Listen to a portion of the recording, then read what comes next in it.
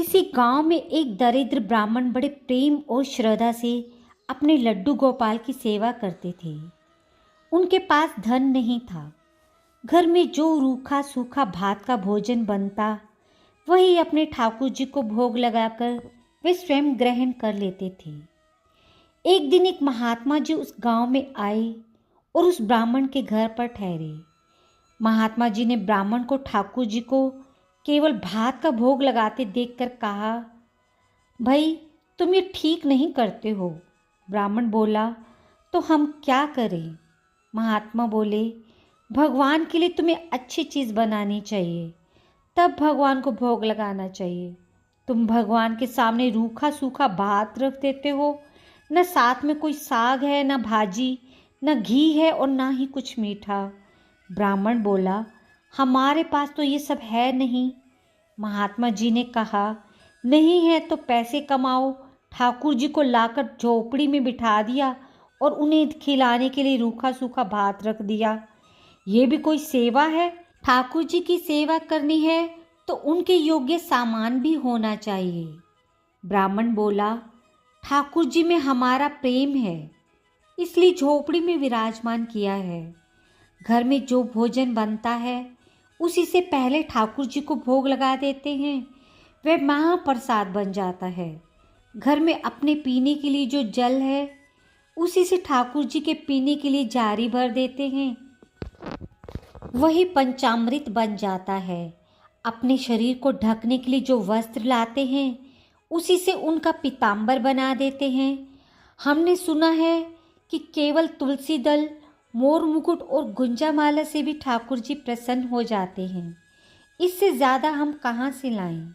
महात्मा जी बड़े आडंबर से अपने ठाकुर जी की राजसी सेवा करते थे। उन्होंने ब्राह्मण से कहा, ठाकुर जी की सेवा में बढ़िया से बढ़िया चीज़ अर्पण करनी चाहिए, कंजूसी नहीं करनी चाहिए। जो कंजूसी करता है वह पाप करता है। महात्मा जी की बात सुनकर ब्राह्मण डर गया और बोला, महात्मा जी, मैं अपने ठाकुर को तुम्हें दे देता हूँ, तुम अपने यहाँ उनकी अच्छे से पूजा करोगे। महात्मा बोले, ठीक है, तुम ठाकुर को हमें दे दो। ब्राह्मण ने बड़े दुखी मन से अपने ठाकुर जी को महात्मा को देते हुए कहा, देखो ठाकुर, हमारे पास तुम्हें खिलाने के लिए बढ़िया भोजन नहीं है। तुम्हें स्वादिष्ट भोजन खाना है तो तुम महात्मा जी के साथ जाओ। महात्मा जी ब्राह्मण के ठाकुर जी को लेकर अपने आश्रम पर आ गए। ठाकुर जी के जाने के बाद ब्राह्मण की स्थिति जल बिन मछली जैसी हो गई। वे अपने ठाकुर जी की याद में तड़पने लगे। उनके घर पर भोजन का भोग नहीं लगा तो उसने स्वयं भी उस रात भोजन ग्रहण नहीं किया। ऐसे भक्त जिनमें भगवान को पाने के लिए लगातार विरह अग्नि जलती रहती है, खाना पीना तक नहीं सुहाता, नींद उड़ जाती है और दिन रात प्रेमाश्रु बहते रहते हैं, उन विरहकुल निष्कपट भक्तों के लिए भगवान भला कैसे निष्ठुर हो सकते हैं। रात में महात्मा जी को स्वप्न में ब्राह्मण के ठाकुर जी ने कहा, तुम हमें अभी ब्राह्मण के घर पहुंचाओ, नहीं तो प्रातःकाल ही तुम्हारी मृत्यु हो जाएगी। सुबह सवेरे सवेरे महात्मा जी ठाकुर जी को लेकर भागते हुए ब्राह्मण के घर पहुँचे और बोले, रखो अपने ठाकुर को अपने पास, इन्हें तुम्हारे यहाँ का रूखा सूखा भात ही पसंद है, मेरे यहाँ के पकवान नहीं। भगवान ने स्वयं आदेश किया है कि वे तुम्हारे पास ही रहेंगे। अपने ठाकुर जी को वापस आया देखकर ब्राह्मण की खुशी का पारावार नहीं रहा और वह उन्हें सिर पर बिठाकर नाचने लगा। भगवान श्री कृष्ण ने दुर्योधन का निमंत्रण अस्वीकार कर भाव शुद्ध होने के कारण विदुर और उनकी पत्नी सुलभा के घर जाकर साग का भोजन किया था। दुर्योधन की मेवा त्यागी, साग विदुर घर खायो। परमात्मा का दूसरा नाम प्रेम है और वे प्रेमाधीन हैं। वे प्रेम के अतिरिक्त अन्य किसी साधनों से नहीं रीझते हैं। प्रेम से निवेदित किए गए भोजन में वस्तुओं का कोई महत्व नहीं है। बाहरी चीज़ों जैसी थाली कैसी है, कटोरी कैसी है, गिलास कैसी है, भोजन दिखने में सुंदर है कि नहीं, भोजन में घी कितना है, ये सब चीज़ें नगण्य हैं, क्योंकि एक साधारण सा भोजन जो भक्त के प्रेम से सना रहता है वही वास्तव में भगवान का नैवेद्य कहलाता है। भगवान कभी ये नहीं कहते कि तुम मेरे लिए कहीं से जुगाड़ करके लाओ। घर में जो कुछ है उसी को अच्छे भाव से मुझे अर्पण करो।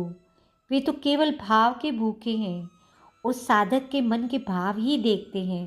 भगवान के पूजन में विधि, मंत्र और सामग्री उतनी महत्वपूर्ण नहीं है जितना कि भाव। भक्त को जो कुछ भी सरलता से प्राप्त हो जाए वही भक्तिपूर्वक सच्चे हृदय से अर्पण कर देने से भगवान संतुष्ट हो जाते हैं। चाहे कितनी भी उत्तम से उत्तम वस्तु भगवान को अर्पण की जाए, भाव बिना वे उसे स्वीकार नहीं करते हैं।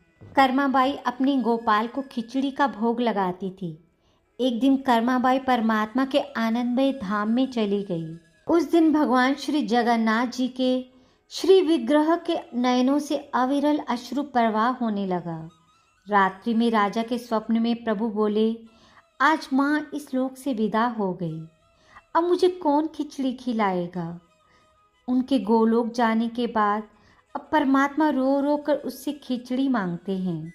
शायद इस प्रसंग पर विश्वास करना मुश्किल हो, पर इसके द्वारा भगवान अपने भक्तों को ये बताना चाहते हैं कि उस सर्वज्ञ और सर्वशक्तिमान प्रेममय प्रभु को तो प्रेम की भाषा ही समझ में आती है तथा वे प्रेम से ही रीझते हैं। प्रेम में पागल बने बिना वे मिल नहीं सकते। जिन भक्तों के रोम रोम में भगवान का प्रेम बहता है उन्हीं की वात्सल्यमयी गोद में आकर प्रभु बैठते हैं। भगवान श्री कृष्ण ने स्वयं गीता में कहा है, जो कोई भक्त मेरे लिए प्रेम से पत्र, पुष्प, फल, जल आदि अर्पण करता है, उस भक्त का प्रेम पूर्वक अर्पण किया हुआ पत्र, पुष्प आदि में साकार रूप से प्रकट होकर प्रेम पूर्वक खाता हूँ। भगवान श्री कृष्ण संसारी प्राणी को शिक्षा देते हैं कि मैं प्रेम का भूखा हूँ, वस्तुओं का नहीं। राधे राधे। ऐसी ही भक्तिपूर्ण और ज्ञानवर्धक कहानियों को और सुनने के लिए मेरे चैनल को सब्सक्राइब और वीडियो को लाइक करना ना भूलिएगा और अपनी प्रतिक्रिया कृपया नीचे कमेंट बॉक्स में दें।